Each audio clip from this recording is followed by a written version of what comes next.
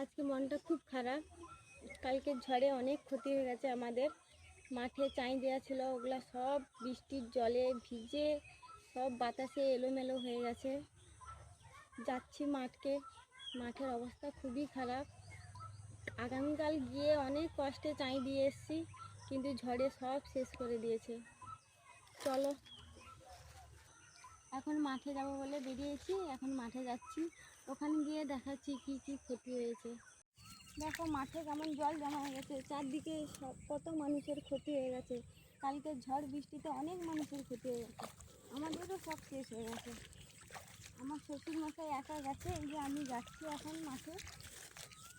প্রচুর কষ্ট করে চাই দিয়ে এসেছিলাম, সব কালকে ঝড় বৃষ্টিতে শেষ।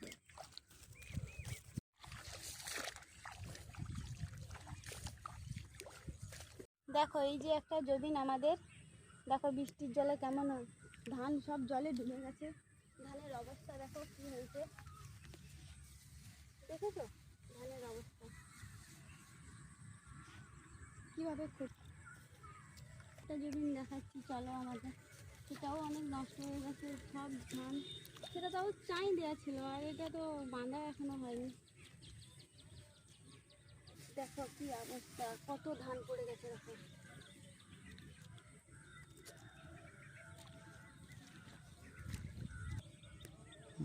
দেখো এগুলা দেখো কি অবস্থা হয়ে গেছে। দেখো এগুলো দেখো,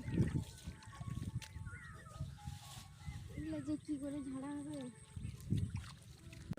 বাবা সব জল এই জমিন থেকে ওই জমিনে দিচ্ছে, কারণ যদি ঝাড়া হয়, কারণ সব তো নষ্ট হয়ে গেছে। দেখো চারিপাশটায় কি, দেখো কি অবস্থা হয়েছে।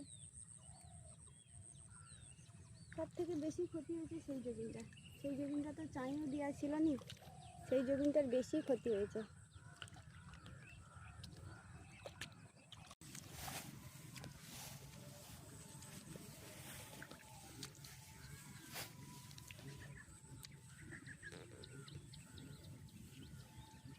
তাই দেখো বাবা জল পড়ে যায়।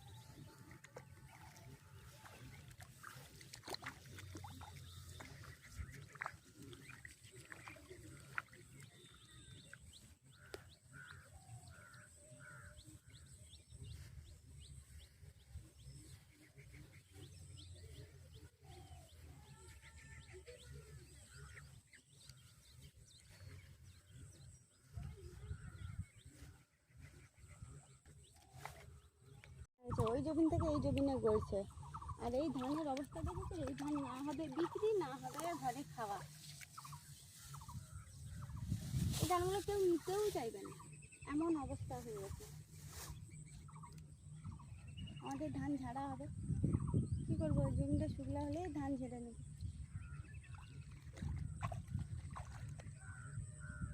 এগুলো দেখো এর অবস্থা কী, তাও এগুলো ঠিক আছে, এগুলো একটু উপরে ছিল বলে ঠিক আছে। এগুলোর অবস্থা দেখো, এগুলো কী হয়েছে, এগুলো ঝাড়াও হবে না। এগুলোর অবস্থা দেখেছো, এগুলোর অবস্থা দেখেছো।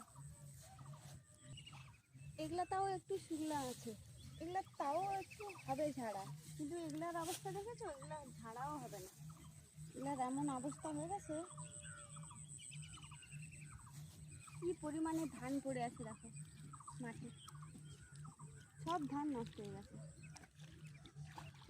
প্রচুর পরিশ্রম, প্রচুর কষ্টে সবাই চাষ করে, কিন্তু এরকম ক্ষতি সবার হয়ে যাবে কেউ ভাবতে পারেনি।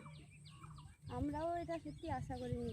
আগামীকাল এসে অনেক কষ্টে এত রৌদ্রুতে এসে সব বিলে এই ধান চাই দিয়ে গেছিলাম, কিন্তু একটা ঝড় বৃষ্টিতেই সব শেষ করে দিল।